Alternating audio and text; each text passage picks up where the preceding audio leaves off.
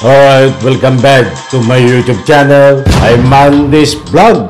Ito, talagang mainit, matindi na naman mga kaibigan.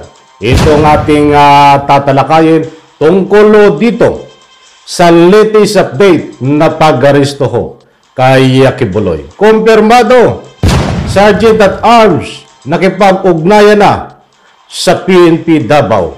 PNP Davao handang-handa na sa pag-aresto dito kay Kibuloy. Naku po, matindi mga kaibigan. Bumuo pa sila ng mga team para sugurin at arestuhin itong si Kibuloy. Ay talagang mga kaibigan, ito po ay hindi fake news. Kung gusto po nyo pong malaman ang buong katotohanan, laman ng video na yan ng ating tatalakayin. At kung bago pa lang po kayo sa aking maliit pa na YouTube channel, inaanyayahan ko po kayo. Please subscribe. Sabay-sabay po nating i-like ang video na ito kung nagustuhan nyo po. Ako'y muling nagpapaalala mga kaibigan, kung pwede lang, patapusin po nating panoorin ang kabuuan ng vlog na ito. At sa ganon, lubos po nating maunawaan. Eto na, kaibigan, samahan niyo po akong panoorin.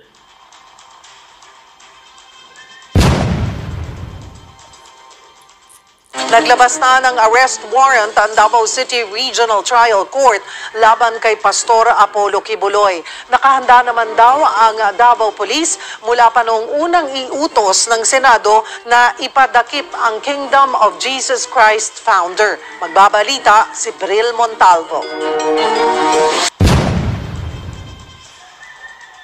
Humiling na ang Senate Sergeant at Arms ng tulong sa Davao Police para maaresto si Kingdom of Jesus Christ founder Pastor Apollo Kibuloy.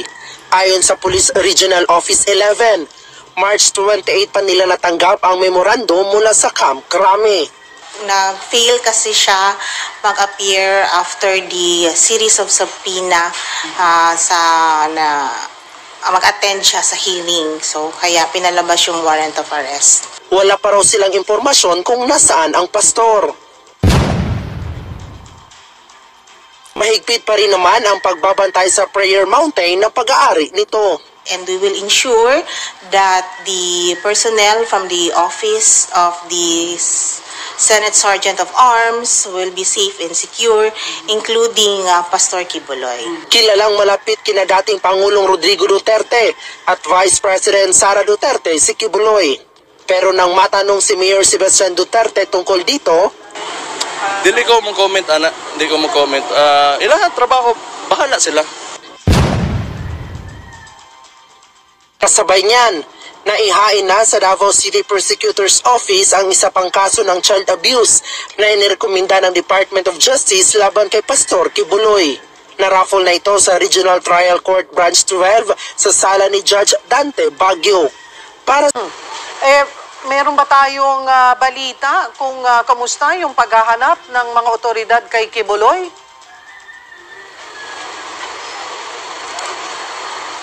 Sa ngayon nga, Cheryl, ay nakausap natin ang Police Regional Office 11 at sabi nila is wala pa silang alam kung nasaan ngayon si Pastor Apollo Kibuloy. Cheryl?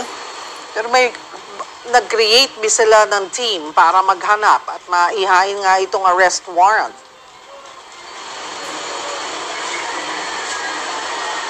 Cheryl, may naka-standby na team ng police for possible arrest nitong kay Pastor Apollo Kibuloy. So isi-serve nila itong arrest warrant kay Pastor Apollo Kibuloy sa kanyang mga kung saan siya posibleng na narito dito sa Davao City, kagaya na lang ng kanyang kingdom doon sa Buhangin at sa kanyang Prayer Mountain doon sa Tamayong dito sa Davao City, Cherry.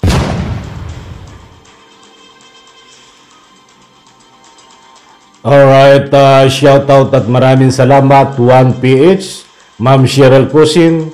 Ipaintulot ho ang paggamit ng inyong video clips pwede ho nating suportahan ang 1PH kapag may pagkakataon po tayo. Eto, maliwanag mga kaibigan, sa wakas ay nakipag-ugnayan na ang Sergeant at Arms dito sa PNP. Humingi na ng tulong ang Sergeant at Arms dito po sa PNP Davao. Aba, saan kayo galing, Sergeant at Arms?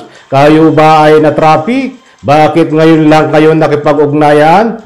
Talagang, mga kaibigan, ito po nga video na binahagi ko po sa inyo ay mainit-init pa. Ilang hours lang po ang nakakaraan dito, mga kaibigan, na binahagi po ng 1PH. Datapwat sa puntong ito ay muling sinabi ng PNP Davao na hindi po nila alam kung nasaan si Kibuloy. Talaga nga? Bakit po nating nabanggit yan? Na muling nasabihan ng PNP Davao na hindi po nila alam kung nasaan si Kibuloy in connection, in relation dito po sa ating pagtatalakay, sapagkat diyan din po ay maliwanag na sinabi ng PNP Davao nang handang-handa sila sa pag-aresto. Handang-handa po sila na tumulong dito po sa pag-aresto kay Kibuloy. Aba? Parang ako ay napapatawa na masaya lang po ako, di ba? Kaya ako po ay napapa-smile. But sa kabila po ng aking smile, medyo nakakatuwa po at para tayo ay pinapaikot itong PNP Davao na ito. Katulad nga po na hindi nila alam kung nasaan si Kibuloy, ba't handa po sila na ika nga po ay makipagtulungan at makiaristuhin itong si Kibuloy. At pupuntahan nga at handang sugurin kung saan ang kinaroroonan ni Kibuloy. Ay hindi nga nila alam paano ito makakapag-aresto. Parang pumapasok ba doon yung nagtatago-taguan? Naalala niyo ba nung tayo mga bata pa kung sino nakaka-relate dito? Kung ayaw mo ituro ang iyong ika nga po'y katago-taguan, ay ituro mo sa ibang lugar. O pwede mong kahit nandoon, sasabihin mong wala o hindi mo alam. Parang ganito ang nangyayari. Di ba? Nagtataguan, ituturo kung nasaan pero wala doon. At kahit nandoon, sasabihin mo na wala doon. Isang punto de vista public opinion na naayon po sa galawan nitong PNP Davao. At ang Sergeant at Arms. But yung pong akin na yan, in fairness naman, walang confirmation na ganon. But yan po ay isang public opinion ko na punto de vista. Diba mga kaibigan? But anyway, tingnan po natin mga kaibigan kung ano ang kahihinat na nito. Kung ito ba ay nagtataguan o nagtatago-taguan. Diba? Hindi po natin na maalis sa taong bayan at kung ano man ng mga kanilang public opinion o duda man sa inyong mga galawan PNP Davao dahil yung mga sinasabi niyo at na pinaparating sa social media katulad nito muli ay muli niyong nasabihan na ika nga po hindi nyo alam kung nasaan si Kibuloy but gusto nyong aristuhin diyan sa Davao at naulitan nyo na wala sa Davao but gusto nyong aristuhin diyan sa Davao. Sino nga aristuhin nyo? Aba?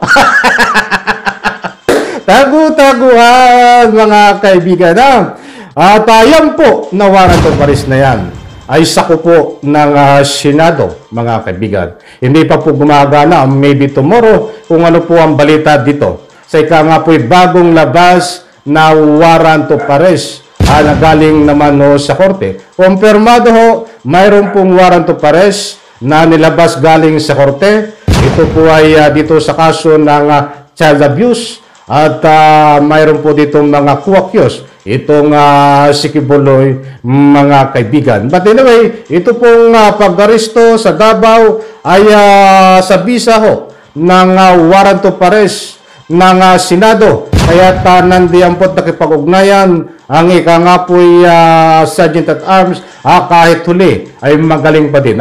Kahit huli na po silang nakipag-ugnayan ay pwede pa rin arestuhin. Diba? So, bibigyan ko po kayo ng latest update bukas o mamaya At dito tungkol sa bagong labas na warrant of arrest dahil ito po ay pwedeng magpiyansa.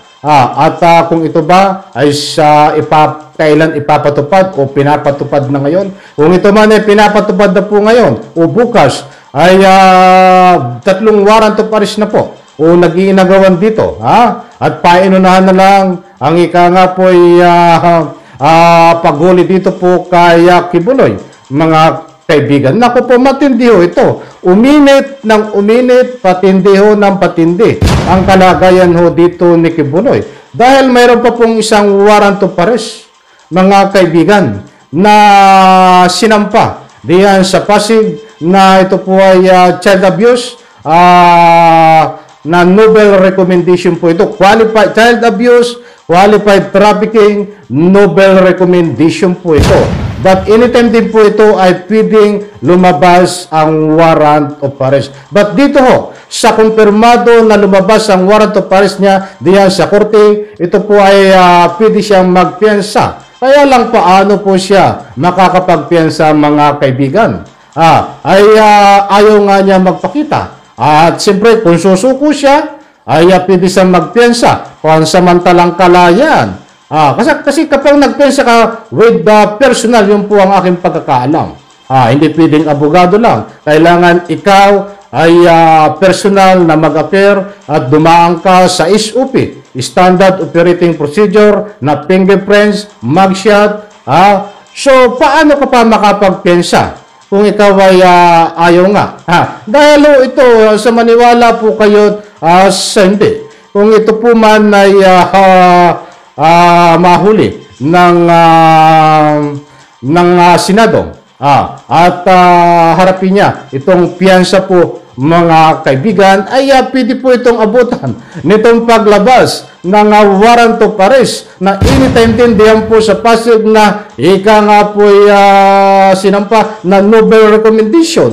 Kaya ito pong paghuli sa kanya sa Senado, kung mahuli man, ito po ay magbibigay daan para dire-diretso na at tuloy-tuloy na hindi na po makalabas ng kulungan dahil baka abutin po. Baka lang posible abutin ho ng paglabas ng warrant of arrest. Diyan po habang nakakulong sa Senado man, o diyan po sa ika nga po habang nagpiyapiyansa, mga kaibigan, dahil may proseso din po yan na ilang araw pagdadaanan. Kung biglang lumabas ang warrant of arrest, diyan po sa ika nga po yung Nobel recommendation na galing sa korte, naku po, diyan po, dire-diretso ka, walang labasan na. Habang nililitis po ang kaso, ay nakakulong ka. Yan po ang gusto kong ipunto. Kaya alam po natin na itong si Kibuloy ay noong pa nagtatago, kahit warrant of arrest lang po sa Senado. Sa maniwala po kayo sa hindi, yan din po ang iniisip niyan. May paglalagyan siya, mga kaibigan. Yan ay isang punto de vista. Public opinion, mga kaibigan, na nagbabase po tayo sa galawan nitong ika nga po ay ating pagtatalakay. At siyempre, tungkol dito sa mga sunod-sunod pa, sa susunod pa na lalabas na warrant of arrest. But anyway, bukas papangako ko po sa inyo, bibigyan ko po kayo ng latest update dito ho sa panibagong paglabas ng warrant of arrest ni Kibuloy. At siyempre dito, sa pag-aresto kay Kibuloy kasama ang PNP Davao, humingi na po ang tulong ang Sergeant at Arms sa PNP Davao. Kung ano po ang resulta nito, ito nga ba ay ma-aresto? Ito nga ba ay isi-serve ang warrant of arrest? Diyan po sa mismo na ika nga po pinagtataguan di mano ni Kibuloy. But ang gusto ko lang po muli ipalaala, ayun sa PNP Davao, ay wala na si Kibuloy di mano sa ika nga po posible sa Davao. Ibig sabihin nakatakas na. At hindi nila alam kung nasaan si Kibuloy. But handang-handa na po ang PNP Davao sa pag-aresto kay Kibuloy diyan sa Davao. At may bumuo pa nga ng mga team para tumulong sa pag-aresto. Sino nga arestuhin nyo? Ay, sabi nyo wala dyan sa Davao si Kibuloy. Sino nga arestuhin nyo PNP Davao? Diyos mio, mabagin, Diyos ko po, Rodi. Ano na ito. But pero, abangan po natin ito. Pasensya na po. Talaga ko napapa-smile dun sa mga katuwiran ng PNP Davao. Okay, pagpalain po tayo lahat. Sabay-sabay po nating i-like ang video na ito. Diyan po sa comment section. Pakilang po isang public opinion nyo po. Bawat upload ko. Napaka-importanting mahalaga po. Isang like. Bye-bye. Palakpakan.